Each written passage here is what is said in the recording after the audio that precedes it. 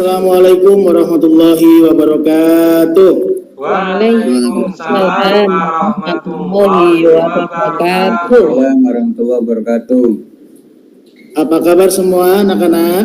Alhamdulillah. Sehat Pak Rizal. Baik, alhamdulillah kita patut bersyukur karena kita masih diberi kesehatan oleh Allah Subhanahu wa taala sehingga kita pada pagi hari ini dapat belajar bersama-sama dalam materi pendidikan agama Islam dan budi pekerti. Bismillahirrahmanirrahim. Alhamdulillah wa syukurillah wala haula wala quwata illa billah. Rabbi israh li sadri wa yassir li amri wa hlul 'uqdatam min lisani yafqahu qawli. Baiklah, pada kesempatan hari ini Bapak, sebelum kita mulai pembelajaran pada hari ini, Bapak akan mengabsen terlebih dahulu. Apakah semuanya hadir? Alhamdulillah. Atau ada yang hadir sehat semua, Pak. Alhamdulillah. Ya, semuanya masih diberikan kesehatan oleh Allah Subhanahu wa taala. Kemudian untuk hari ini kita akan belajar tema yaitu meniti hidup dengan kemuliaan, tetapi kita pada pokok pembahasannya yaitu adalah berprasangka baik atau husnuzon. Sebelum itu Bapak akan share screen dulu. Mohon ditunggu sebentar.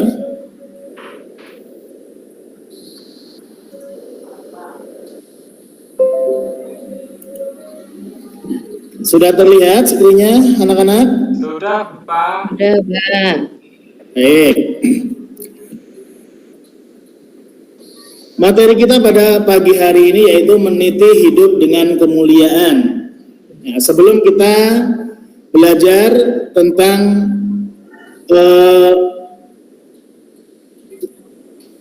meniti hidup dengan kemuliaan, kemarin kita telah belajar tentang aspek daripada meniti hidup dengan kemuliaan yaitu mujahadah an-nafs atau kontrol diri.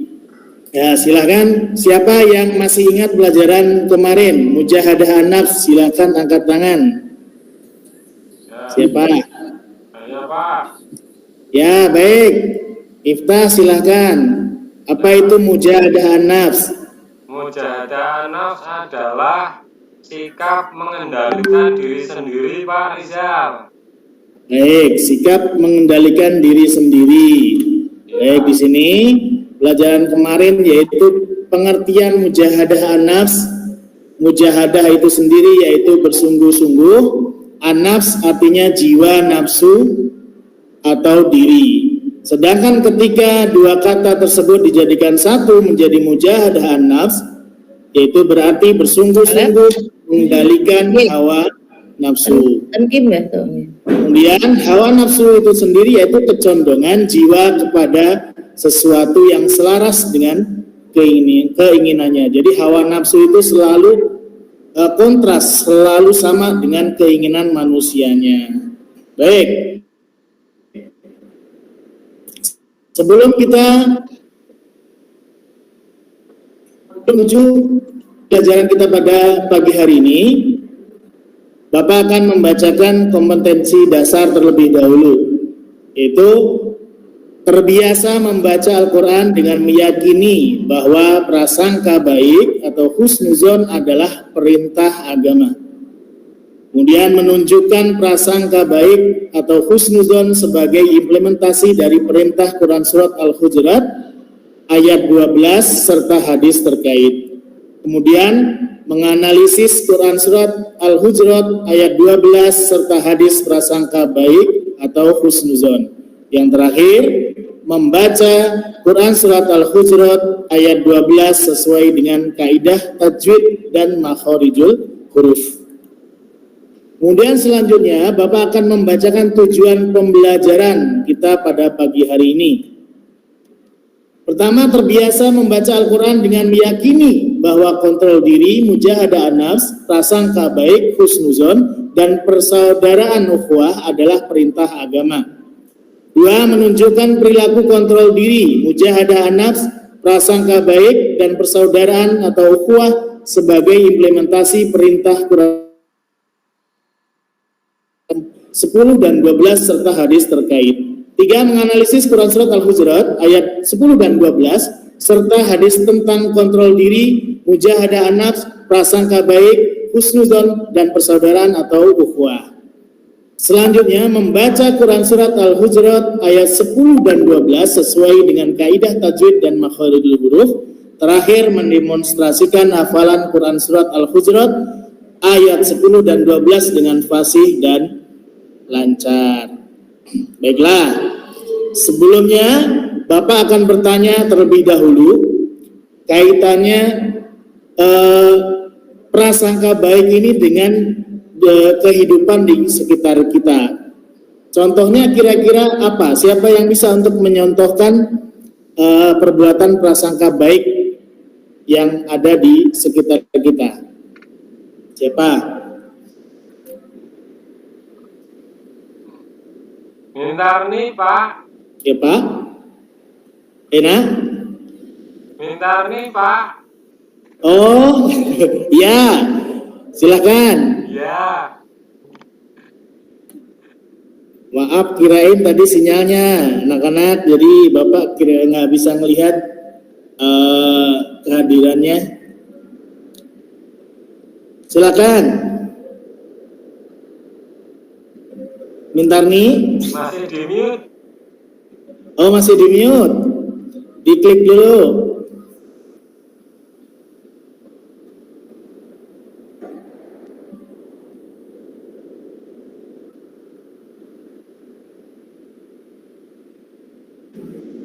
Bumin, tidak dengar, tolong itu suaranya dibuka, Bumin. Oh, ya, amin.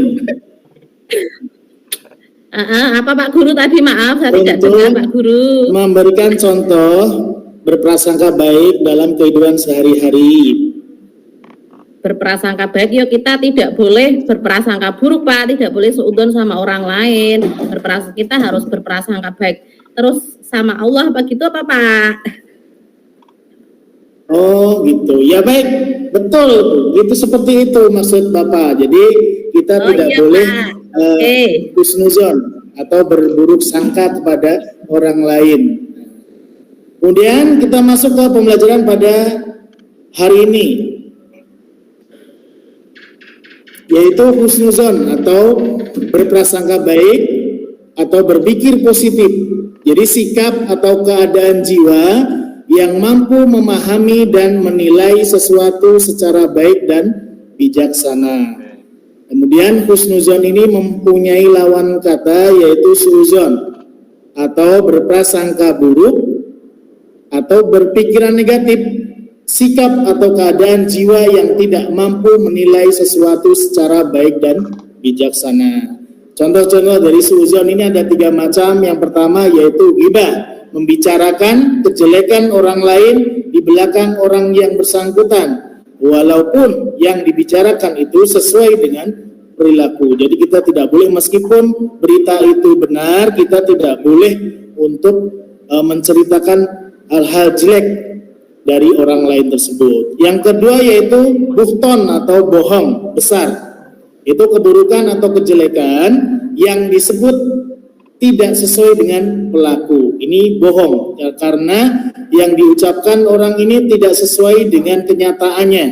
Yang ketiga yaitu fitnah, perkataan bohong atau tanpa berdasar kebenaran dengan maksud menjelekkan orang lain. Paham ya semua anak-anak ya tentang pengertian husnuzon? Ya. Ya. Anak-anak paham? Paham. Paham, Pak. Paham Pak. Baik. Sekarang dalil dari husnuzon atau berprasangka baik. Yang pertama tentunya dalil dari Al-Quran, yaitu Quran surat Al-Hujurat ayat 12. Ya, karena kita sekarang sudah di zaman IT, media sosial yang canggih, maka marilah kita simak lantunan dari Quran Surat Al-Hujurat ayat 12 tersebut.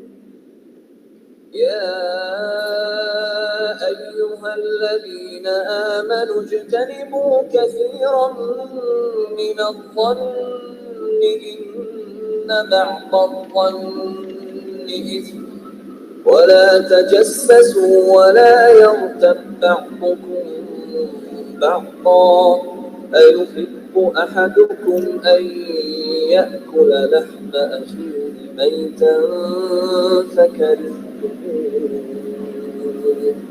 واتقوا الله إن الله تواب رحيم. Sadaqallahul Adzim. Hai orang-orang yang beriman, jauhilah kebanyakan purbasangka atau kecurigaan. Karena sebagian dari purbasangka itu dosa. Dan janganlah mencari-cari keburukan orang, dan janganlah menggunjingkan satu sama lain. Adakah seorang di antara kamu yang suka memakan daging saudaranya yang sudah mati? Maka tentulah kamu merasa jijik kepadanya. Dan bertakwalah kepada Allah. Sesungguhnya Allah Maha Penerima Taubat lagi Maha Penyayang. Kemudian selain dari dalil Al-Quran, yaitu ada dalil dari hadis, yaitu Haddatsana Bisr bin Muhammadin akhbarana Abdullahi akhbarana Ma'murun an Hammam ibni Munabbihi an Abi Hurairah anna Nabiyya sallallahu alaihi wasallam qala iyyakum wadhanna fa inna dhanna akdabul hadisi wala tahassasu wala tajassasu wala tahasadu wala tadabaru wala tabaghadu wa kunu ibadallahi ikhwana. Telah menceritakan kepada kami Bishr bin Muhammad, telah mengabarkan kepada kami Abdullah, telah mengabarkan kepada kami Mu'mar dari Hammam bin Munabbih dari Abu Hurairah dari Nabi Muhammad SAW. Beliau bersabda, jauhilah prasangka buruk, karena prasangka buruk adalah ucapan yang paling dusta. Janganlah kalian saling mendiamkan, janganlah suka mencari isu, saling mendengki, saling membelakangi, serta saling membenci. Tetapi jadilah kalian hamba-hamba Allah yang bersaudara. Hadis riwayat Bukhari dan Muslim. Itulah dalil dari husnuzon atau perbuatan yang harus kita aplikasikan dalam kehidupan sehari-hari kita. Baik anak-anak, sekarang kita ke kosakata. Ya, coba Ahlis bacalah kosakata yang ada di layar screen. Kita. Ya. Bismillahirrahmanirrahim. Ijtanibu artinya jauhilah. Adhanni artinya prasangka. Wala yaghtab artinya jangan menggunjing. Wala tajassasu artinya jangan mencari-cari kesalahan orang lain.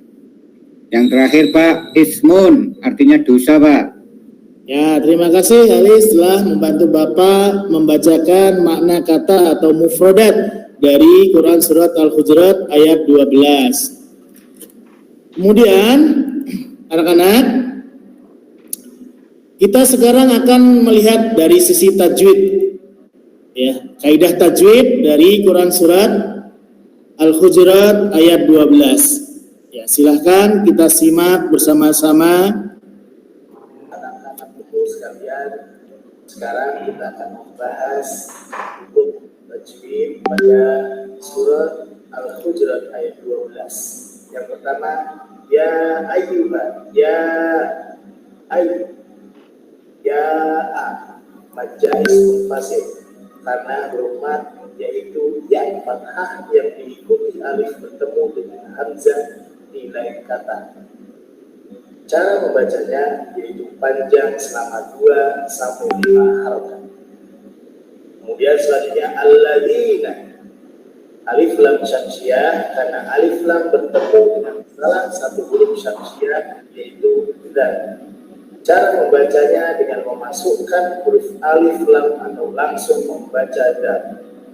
Berlaku juga hukum atau bunyi karena terdapat yang sukun yang didahului huruf berharokat kasroh, sehingga huruf dzal kasroh dibaca panjang 2 harokat. Selanjutnya yaitu amanu, mad badal, karena terdapat huruf alif yang berharokat panjang.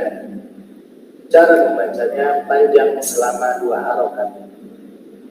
Ijtan itu ijtan, kolkolah sugro, karena salah satu huruf kolkolah yaitu jim berharokat sukun berada di tengah kalimat. Cara membacanya yaitu dengan sedikit patokan.